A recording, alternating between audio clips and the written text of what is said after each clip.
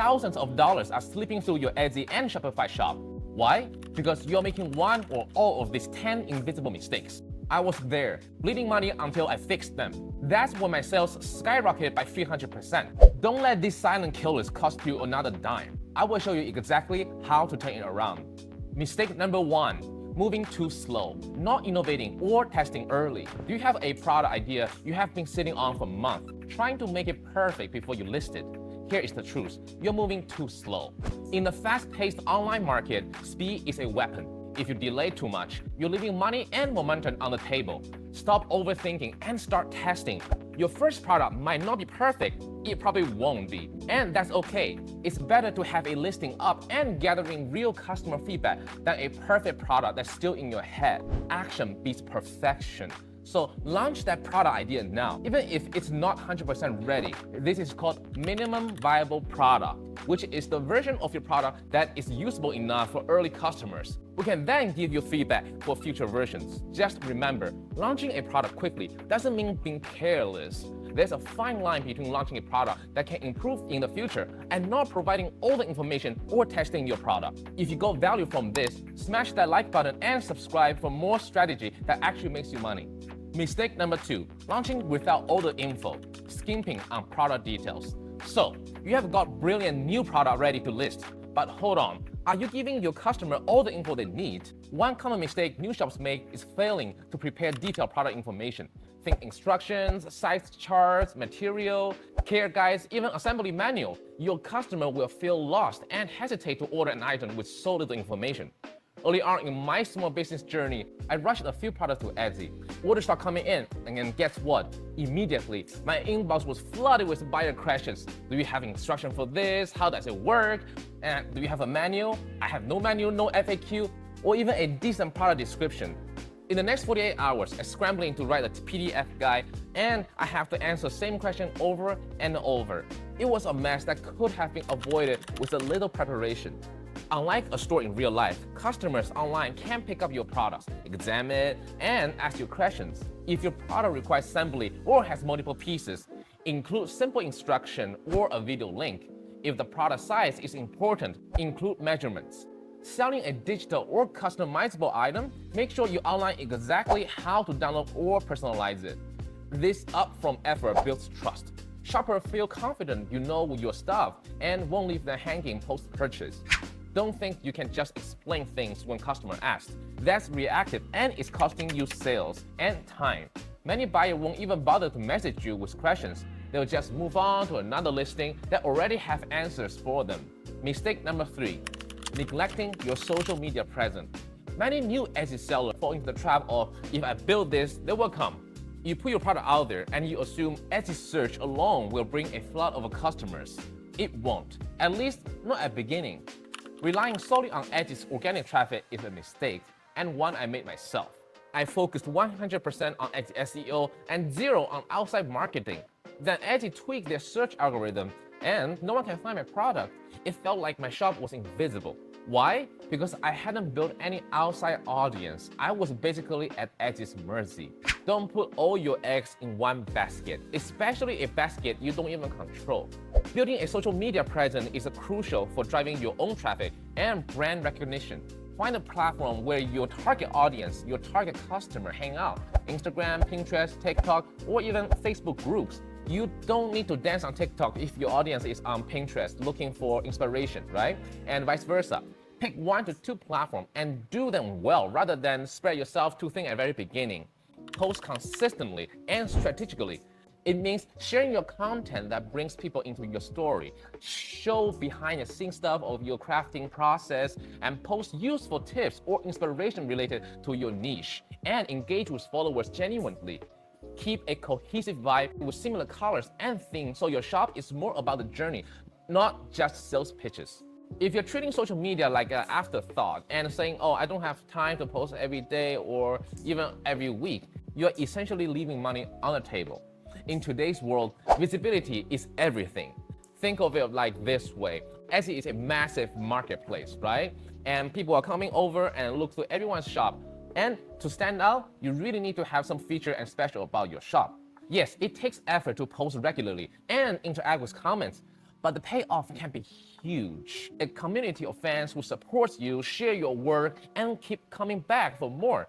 Mistake number 4, bad product photography. So you're bringing people via your social media. Awesome. But once they land on your Etsy listing, what's the first thing they see? The photo. Your photo are your product outline. They are the first and maybe only impression a shopper gets. If your product photography is low quality or unappealing, potential customer will scroll right past, no matter how great your item is. Good photos literally make or break your sales. Are your photos dim, grainy, or cluttered? Is there pet hair or dust on your product? Using flash that wash out the colors? Only one photos from one angle? These are beginner's mistakes. Think of a brick and mortar store with a dirty and disorganized window display or shelf. Would you go to it? Not really, probably not, right? Bright, clear, well-composed photos attract customers like magnet. You don't need a fancy professional camera at the very beginning, though if you can afford one, I would really recommend it. A modern smartphone and some basic knowledge go a long way. Learn more about lighting, that it will change a lot. Set up near a window on an overcast day for a soft, even light. No window? Invest in a light box or a couple of daylight lamps. And they're cheap compared to lost sales from dark photos. Use a plain white background or wood texture. Just avoid anything too complicated that distract from your product. Also make sure to use multiple angles. Show the front, the back, the side, and close up for texture or detail. If size matters, include an object or a model to show the scale. Edit your photo to enhance brightness and color accuracy, but don't overdo it. If you suspect your current photos aren't up to par, start fixing them now. There's no excuse. Tons of free tutorials exist on product photography online. This is worth your effort because it's often the cheapest, fastest way to dramatically increase your sales. Mistake number 5, trying to do it all by yourself. Running a small Etsy shop often starts as a one-person show, right? You wear all the hats: maker, photographer, customer service, your shipper, your accountant, marketer, the list goes on. In fact, over 80% of the Etsy sellers run their shop solo. So if that's you, you're in good company. But here's the mistake: thinking you have to do everything alone forever. Burnout is a real thing, and it can sneak up on you, derail your passion, and ultimately hurt your business. Are you packing orders at 1 a.m.? Are you answering your customer emails before you have to go to breakfast or even go to sleep? And stressing out about a simple appointment keeping you from packing orders? When was the last time you took a day off? If you can't remember, you're on the road to burnout. A burnout seller is an ineffective seller. Your product's quality, creativity, and customer service will suffer if you're exhausted and overwhelmed. Get help when it's needed. This doesn't necessarily mean hiring a full-time employee on day one. Start small and smart. Maybe it's time to outsource some certain tasks or ask for help from your friends or family. Are you terrible at bookkeeping? Use accounting software or hire a part-time bookkeeper during a tax season. Running in orders? Good problem to have, by the way. Consider bringing on a friend, spouse, or a local student for a few hours a week to help you with packing and shipping. Don't shut down when you need a break. Hire an assistant or a family member to manage orders and message buyers even. Just ensure they understand your process. The point is, you don't have to be a superhero doing everything solo. Getting help is not an admission of failure. It's a strategy for sustainability. Even the most passionate entrepreneur will hit a wall if you're never able to have a breather. You'll start dreading the business you once loved, and that's a tragedy. I trained someone to assist with order packing and hired a freelance designer to touch up my product manuals. It feels weird at first, right? Letting go of some of the control, and you have to pay someone. But guess what? Nothing exploded. In fact, things run much smoother. I could focus on growth tasks, like designing new products and improving marketing instead of doing day-to-day tasks. My stress level dropped and my business actually grew faster. Build a system and get support before you hit burnout. Schedule breaks, real ones by the way. If you can, batch your work, like dedicate one afternoon to product photos, another to social media scheduling, so you're not context switching constantly. And recognize when you are near your limit. Your health and sanity are as important as your sales. A burned out seller might end up quitting entirely, which is the ultimate business killer. Mistake number 6, responding emotionally to bad reviews. Speaking of staying in good shape mentally, nothing tests your patience like a difficult customer. How you handle those can make or break your reputation. It's every seller's nightmare, that notification of a 1-star review accompanied by a rant from an unhappy customer. Your heart sinks, your blood boils, and your finger itch to fire back a defense of your beloved product. Don't respond in the heat of the moment. One of the worst things a small shop owner can do is reply to negative feedback with anger, excuses, or sarcasm. Responding emotionally or too quickly can pour gasoline on a fire and torch your reputation. You need to grow a thick skin in business. Not everyone will love your baby product, and that's okay. But the world is watching how you handle it. On Etsy, your response to a bad review is public for all future shoppers to see. A knee-jerk, defensive comment can scare off more customers than the original bad review would have. In fact, Etsy advises not to reply immediately on the review itself. Once you responded to it publicly, the customer can't change their review, and you're stuck with that exchange on display. So take a deep breath and step away from the keyboard if you have to. Here's some tips. First, see if you can fix the issue privately. Send the buyer a polite, understanding message. I'm so sorry you're disappointed. I want to make this right for you. Often, if you handle it well, they might even revise the review or at least feel heard. If you resolve it, great, problem solved. Maybe even a customer retained. If not, and you decide to respond publicly, keep it professional and empathetic. Use phrases that de-escalate. I'm sorry you had the experience. I'll reach out via email or message to resolve it, etc. No snark, no blame games, no, well, if you had to read the description, even that's the truth to the situation. Your response is as much for future potential customer reading it as it is for the buyer. Anyone reading should come away thinking, wow, even when this seller got a bad review, they handle it with class. Have a pre-written template for those tough situations also helps. When emotional run high, it's hard to find the right words. If you already have a polite, empathetic response scripted, you can tweak it and use it without letting anger type for you. Something like, I'm sorry this product didn't meet your expectation. I absolutely want to address your concern and have reached out via private message to find a solution. Short, sweet, and professional. Also, as painful as negative feedback is, sometimes there's a nudge of truth in there that can help you improve. Maybe your sizing runs small and multiple people mentioned it. Maybe your shipping packaging wasn't secure enough and the item broke. Time to upgrade your packaging. Then, once you have done what you can, let it go. Don't dwell on one hater when 50 other people love your stuff and probably left another 50 5-star reviews. So let it fuel you to get better, not bitter. Mistake number 7. Selling stuff you don't understand, chasing trends over expertise. Keeping your cool with bad reviews is easier when you truly stand behind and understand what you're selling. But another mistake you can make is selling products you don't care or know much about. In the quest of sales, it's tempting to chase the latest trend or hot niche, even if you have zero expertise or passion for it. Does everyone suddenly start buying resin art? And you're a woodworker who's never touched the resin? Is some random keyword trending, so you whip up a half-hearted product to ride the wave? When you're selling something outside your shop's niche, you're competing against people who live and breathe it. You're putting yourself at a massive disadvantage. Successful sellers often say, sell what you know, focus on items you're knowledgeable or passionate about. Leverage your expertise and interests. When you sell what you personally understand, you're bringing insider knowledge to the table. You know the pain points, the quality benchmarks, the little details that casual sellers in that niche might overlook. Entrepreneur evolves, but don't just blindly chase dollar signs into a field you have no clue about. You'll waste time and money making something that likely flop. Mistake number 8, overpaying for packaging. You'd be surprised how many small sellers sabotage their bottom line by paying retail price for shipping and packaging suppliers. Every penny counts when you're running a tiny shop. And if you're buying bubble mailers, boxes, or packing tapes at a local office supply store or online in a small quantity, you're likely burning cash. The mistake here is not buying packaging supplier wholesale or in bulk.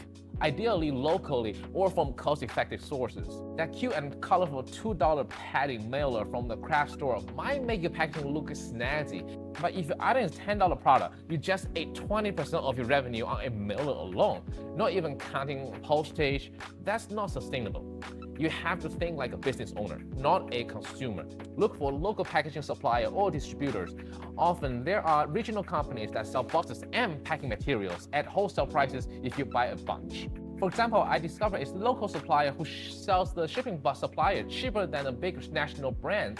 They don't have a flashy website. I found them by asking around other businesses or even just searching for Google Maps. But now, I get my boxes at half the price I used to pay online. By picking up locally, I also save on hefty shipping fees that online supplier might charge for large boxes. Don't fall in love with fancy packaging unless it's a part of your brand strategy and you have priced your item to absorb that cost. Find an economical way to achieve it. Maybe buy printed thank you cards or a branded sticker in bulk instead of expensive custom boxes when starting out. Mistake number 9, using Etsy's vacation mode, killing your shop's momentum. Everyone needs a break sometimes. You're a human, not a machine.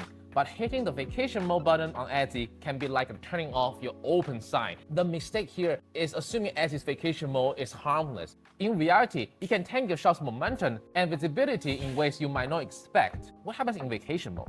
When you put your shop on pause, your listing disappears from search result.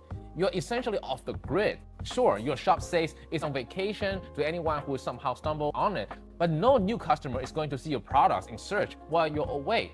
If you're gone for a week, that's a week of zero chance to be found.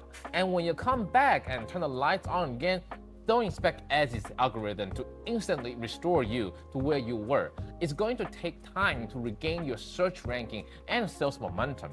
In short, vacation mode can have lingering after effect, slower sales, and lost traction. Vacation mode should be a last resort, not a planning tool. Regular customers might be confused or go to competitors. New customers won't find you at all. The hard truth is your competitors are not on vacation. They are happily absorbing the demand you left on the table. The good news is you can take a break without shutting down your shop completely. Here's the strategy. Extend your processing time on listing, so buyer can still order knowing it will ship later. And this way, you keep your shop active in search and continue to take orders just with a delay. I have done this successfully. Simply update my shipping profile to say 2-3 weeks instead of 3 to 5 days, and put a polite note in my shop announcement and item description about longer fulfillment time. Another tactic is to limit your inventory. For instance, if you can't handle high volume while away, temporarily reduce stock on the most labor-intense listings. You could also post a shop announcement that you're away but still taking orders. And when you're returning to your business as usual, post this announcement on social media as well. Sometimes life emergency happens and you have no choice. If you must use vacation mode, do a little bit of preparation. Finish and ship all the open orders first to avoid late shipping dings. Let your repeat customers or social media followers know you'll be away so they are not surprised. Maybe schedule a couple of social posts to remind folks you'll be back. And when you're back, be proactive, run a sales or a marketing campaign to push to revive traffic. But again, use it sparingly. Think of it like pulling a fire alarm behind a glass. Break only in case of emergency. Mistake number 10, slacking on customer service. Slow or unprofessional response. In the world of online selling, customer service isn't just a nice to have. It's a lifeline. Small shops live and die by their reputation. One area where I see sellers shooting themselves in the foot is slow, unresponsive, or emotionally charged communication with customers. Whether it's taking 3 days to reply a question or responding quarterly because you're in a bad mood, poor communication can come back to haunt your business. Etsy even rewards shops with great customer service in tangible ways.